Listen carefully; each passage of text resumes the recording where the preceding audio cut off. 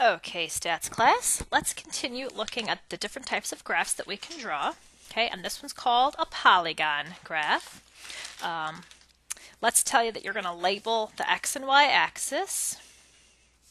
Label x and y axes, okay, just like the histogram. So it's very similar to the histogram. And that you have your different classes down here, and then you could put frequency or whatever you want over there. Okay. What's different though is you connect the points. Okay, so it's going to look almost like a line graph. You connect the points. So instead of doing a bar, you're going to put these points. Here's my first data set. Here's the second point, and then you can see how it rises, and then the prices start to go down or something like that. Okay, you could either use lower limits. Usually we use the midpoints because the midpoints are right in the middle of the class, and then we can connect them. Okay, and what can you notice from a polygon graph? Okay, we can easily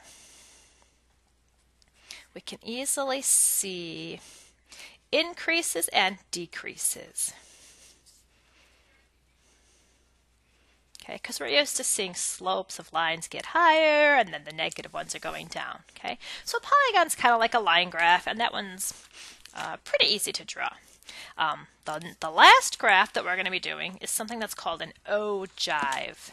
Okay, it's pronounced O, okay, and then jive with a J. Okay, and when you look at these graphs, something that you have to know is the y-axis right here.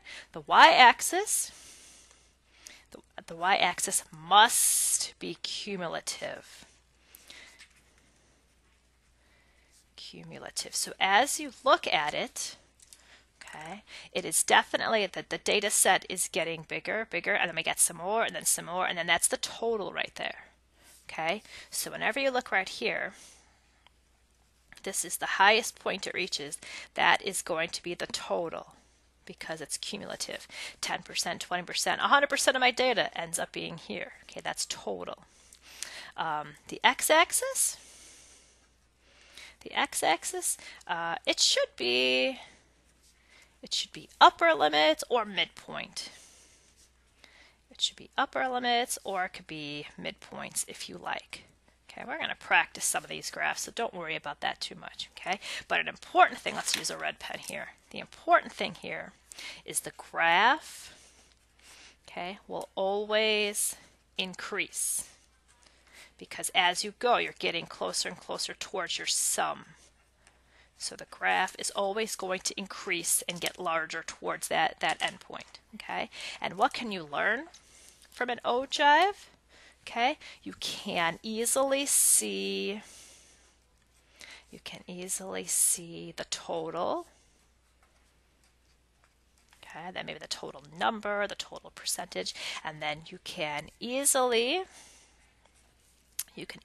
find the number of items, okay, with a given characteristic. The number of items with a given characteristic. So it is very easy to ask and answer questions. What percent of the things are less than this much? Then you look right here. That's the certain percentage. All of these are less than that much. Okay, or I could ask you about a certain number of people. Okay, so it's good to answer questions with the ogive. It's probably the most useful of all the graphs. Okay, so what we're going to do now is we're going to look at the original GPS data. Okay, and we're going to put the starting values, and we're going to do frequency. We have to label the axis, and we're going to get the GPS data from our table. Okay, so just in case you forgot what that looks like, the GPS data was the one that looked like this. Okay, and it was the prices of the GPS. We've got prices 0 to 99, 100 to 199. Okay, so what we're going to do is it says we're going to use the starting values. So we're going to put 0, 100, 200. We're going to put these on the graph. Okay, so on the x-axis, okay, it says use our starting value. So we're going to start with 0, 100, 200, 300, 400. Okay, but we're going to have this bar extend, so we're actually going to put 500 right there, even though it's the end and technically off the graph. Okay, so we're not using the ending values. Where's 199? I don't put 199, I just use 200, just the startings. That way the bars will touch. Okay, and what does this represent here? This is the price of a GPS. Okay, and then you have to put in parentheses, you have to put units, and this is in dollars. Okay, so this is $100, 200. Your axis must have numbers, it must have some sort of words, and the units. Okay, it could be feet, it could be dollars, it could be millions, whatever it is there. And the y-axis, they want frequency. Okay, frequency means how much, how many. Okay, let's go look at the frequency of the GPS table. Okay, the frequency, each class had 4, 10, 3. So the highest number a class had was 10. Okay, so maybe what I'll do is just go 1 through 10. Okay, so 1, 2, 3, 4, 5, 6, 7, 8, 9, all the way up to 10. Okay, make sure you label your tick marks with some numbers. So we've got the axes determined by the directions of the problem, and now we're going to put the price of the GPS systems. Okay, so from 0 to 100, that first class, okay, the frequencies were 4, 10, 10, 3, 3. I'm going to write that down so I don't have to keep moving this book back and forth and get you guys dizzy.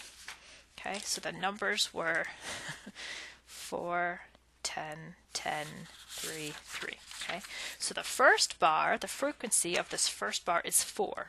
So we're going to go up to 4, draw a nice straight line here. Okay, the first bar, the first class from 0 up to 100 had a frequency of 4. Okay, if you've got fancy colors and you want to make your graph pretty, you can certainly go ahead and do that. The second bar, the second class had a frequency of 10. Okay, so there was a lot of GPSs that were between $100 and $200. Now you want the bars to touch. Okay, we're going to go all the way up to 10. Here's a 10 mark. Oops, it's a little too big.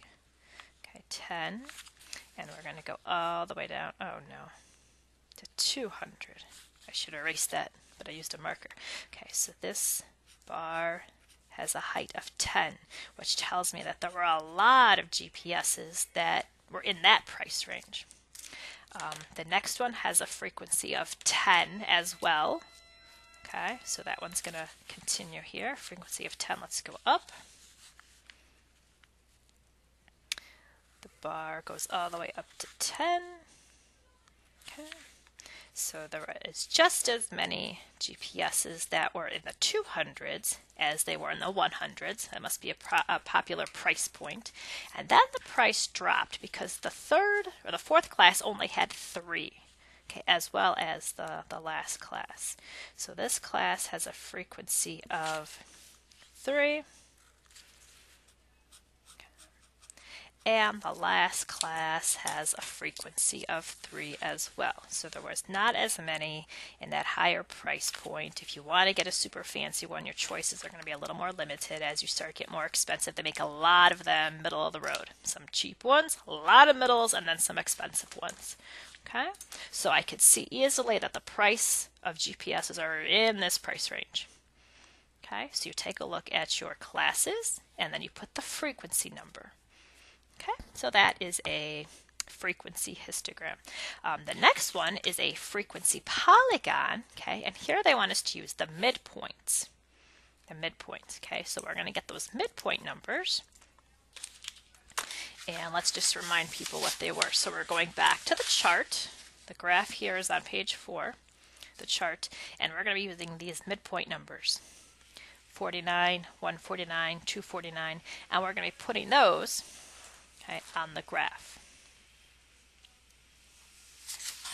So let's go to our x-axis here, and we're going to put 49.5. and 149.5, 249.5, 349.5, 449.5. Okay, and these are the midpoints. And what is this? What is this called? Like, what is this labeled? This is once again the price of a GPS. The prices of the GPS, okay, in units of dollars. So it's showing similar stuff. The polygon is very similar to the histogram. Okay, and here they want us to do frequency. So the y-axis is going to be frequency again. Frequency. And we're going to go from 0 to 10, since that's what the frequencies were. So let's do 1, 2, 3, 4, 5, 6, 7, 8, 9, 10. Try to make your spaces nice and equal. Don't make a huge one and then little ones. 2, 4, 6, 8, 10. I wrote so tiny, I'm just going to label the evens, I think, because my pen is very fat. Okay, and now we're going to go ahead and put the frequencies in. Once again, let's just write them down for people. 4, 10, 10, 3, 3, so I don't get you dizzy. So the first point, the midpoint of that first class was 49.5 and had a frequency of 4. So we're just going to go ahead and put the point right there. Okay, and the next one at 149.5 had a frequency of 10. So let's go ahead and get that point way up there, 10. As well as the next class had a frequency of 10, so let's get that point way up high. And then we had a frequency of 3 and 3. Okay, 3 and 3, so there are the points. Now something interesting with the polygon graph is they like to have it come down to the x-axis. So if I look at this 49, 149, I have to kind of keep going. After 449, the next equally spaced interval would be 549.5. But none of the GPSs were in that price range. That's off our table. Okay, so how many of them cost that much? None of them. So we're going to go ahead and bring it down to the x-axis. Same thing this way. Let's go down a class, okay, which means I'm actually going to be in the negative. None of them were negative dollars, okay, so we're going to start right here on the origin. Okay, so you're going to bring it down to 0 by going past your last class either way. I can't go 100 past this way, but I could go 100 that way, and I'm off of the data set. Okay, so go higher and lower than any of the numbers given, and then you connect the dots. Okay, it goes up, the price kind of stays steady here, and then there's a decrease, there's less GPSs that cost as you get higher, and then as you go even higher, none of them cost that much. Okay, and if you look at the two of them, if you look at the histogram and the polygon graph, they are both very similar. Okay, they're showing very similar things. In fact, they do show the same thing. So I'm just going to go ahead and pull a note here. Okay, they show the same information. They show the same info. Okay, and what is that? It's that most GPSs cost between $100 and $300. Most of them cost between those two prices. Okay, either way, whether you're looking at the histogram or looking at the polygon, most of them are that much. Okay, so here's how you draw the first two kinds of graphs. Let's kind of look at some more information now. Okay, let's go look at how do you draw a relative frequency histogram. Okay, and the histogram, another bar graph, is very similar to what we did before, okay, but different information. So now what they want, okay, is starting values from each class. So the starting values were 0, 100, 200, 300, 400. Okay, I'm going to actually have to put the next one on because when I draw my 400 bar graph, it needs to end at a number, so I'll put 500 right there. Okay, and what do these represent? This is price of a GPS and that's in dollars. Okay, so I need to see numbers, words, and units. Now on the y-axis, this time they want us to do relative frequency, and that's a little bit different. So this is relative frequency. So we're just going to grab a different column of data, okay, from our table, our distribution table. And if we go look at that, the relative frequency numbers were like the percentages. Okay, so these are the ones that we're going to do. We're going to take numbers between 0.1 and 0.33, and we're going to put them on the graph. I'm going to go ahead and write these down so we don't have to keep flipping back and forth like a crazy person. So we've got 0.13, 0.33, 0.33, 0.10, and 0.10. Okay, so I'm not going to label my graph from 1 to 10 anymore. Okay, relative frequency, it is like a percent. Okay, but it's in decimal form. Okay, you can do percent instead if you want. Okay, so I'm gonna draw. Let's see my graph here. Maybe I'll go by 5/100ths. I'll do 0.05, then 0.1, 0.15, 0.2, or 5, 10, 15, 20, 0.25, 0.30, 0.35. Okay. All right, so the first class between 0 and 100, we had 0.3 or 13% of the data. Okay, so 13% of the data is kind of like right here. 13% of the data is that much. And for bar number 2, between $100 and $200, we had 33% of the data. So we're going to go all the way up here. 33% of the data. Okay, so a lot more of the data was between $100 and $200. And then the third class has, again, 33%.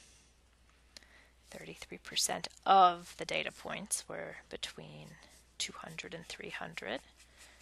Okay. The fourth bar is 10%. Okay. So if you want to use your ruler and be nice and straight about this, we have 10% right there. And the last bar is going to be also 10%. Okay. Do you see why we need the 500? Because my bar had an end and you have to put a number there. So even though it's off the table, sometimes you need numbers before and after. Okay. So this would be a relative frequency, showing stuff very similar to the regular one. Okay. And the last one, okay, is an ogive. Ogive. Okay. And to do an ogive, I'm gonna recommend that we use our ending values, ending or midpoints sometimes. Okay, I'm not going to use the starting ones, so I'm going to change that to ending value. On the horizontal axis, we're going to use ending this time. Okay, so how did the classes go? We have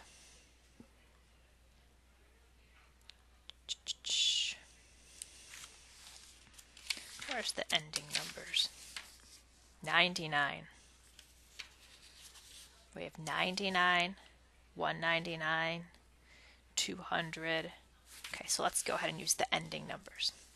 199, 299, 399, 499, and that's not enough, right? What would have been the last ending number there? Oops, I forgot 99. Oh no. Okay, so that's 99, 199, 299, 399. There we go, 499. Now I got all of them. Sorry. Okay, and this is still price of a GPS. Price of a GPS in dollars. Okay, and on the y-axis, whenever you're doing ogive, it has to be cumulative. Okay, and in this case, they want cumulative relative frequency. So that's what we'll label it. Cumulative relative frequency. Okay, and don't worry so much because all of this information is always on the chart that we make. Okay, if we go look at that chart, I'll write the numbers down for us. So the cumulative relative frequency were the percentages as they added up to almost 1. Okay, so these are the numbers that we're going to want to write down there. We're going to cumulatively increase until we get to the total. Okay, so let's write these numbers down here. 0.13, 0.46, 0.79, 0.89, and 0.99. Okay. It looks like we need to go all the way up to 1. So I think I might draw 10 little tick marks. I'll do 0.1, 0.2, 0.3, 0.4, 0.5. Try to go nice and even if you can. 0.7, 0.8, 0.9, all the way up to 1.0 or 100%. Okay, that's 100% at the top. Okay, so the first class ended at 99, and we were at 13%. Okay, so 0.13 be like right there. How many GPSs were $0? Okay, and the answer is 0. Okay, so we always have to start. We have to start the lower boundary at 0. Start your lower boundary at 0 somewhere. Okay, sometimes it's on the origin, sometimes it's a little farther to the right. You bring it down to the x-axis. So start with nothing, and then do you see how we increase to 13%? Okay. At $199, we're up to 0.46% of the data, or 46% of the GPSs cost that much. $299, we're up to 0.79, which is close to 0.8. Okay, so now we have this many of the GPSs costing that much. When we get up to $400, we're at almost 90% of them cost that much or less. So 0.89, going to be right there. Okay, a little bit more of them, but not many. And then when you get to $500, we're up to 99% of the GPSs costing that much or less. Did my ruler go crooked here? That probably should have been like probably like right there. Okay, so it probably should have been like right there, and then like right there. Okay. Sometimes people call this an S-curve. Okay, it should look like an S-curve, nice and smooth. So as you increase, remember cumulative relative frequency. Okay, when we get to there, that should be the total. How many GPSs cost less than $499? All of them. All of them. How many cost less than $300? 80% of them cost less than $300. Okay, so that's how you make an Ogive graph. I want you guys to help each other, work hard. On the next page, okay, I want you to make a graph right here. I want you to complete page 11, either in class or tonight for homework. Okay, thank you.